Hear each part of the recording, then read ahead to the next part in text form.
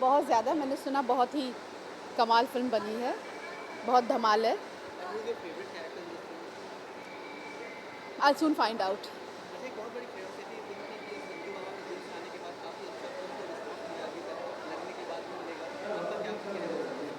Picture अच्छी होगी, मेरी यही उम्मीद है, और इंदु जी और अशोक जी ने अच्छी फिल्म बनाई होगी, यही मेरी उम्मीद है।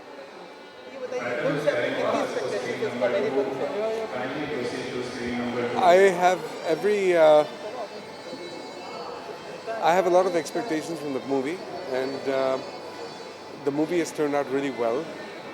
It's a fantastic movie, and बहुत मज़ेदार किस्म की कॉमेडी उसमें, and I'm sure that लोग जो देखेंगे बहुत enjoy करेंगे।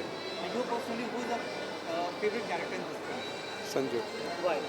Because the character that he's played is very funny, and उनकी कॉमेडी टाइमिंग जो है वो बहुत ज़बरदस्त है, and I'm sure सब जो देखेंगे वो बहुत enjoy करेंगे। One last question, you're looking so stylish today. Tell me what you wear. आपने जो कपड़े पहने उसके बारे में बताइए।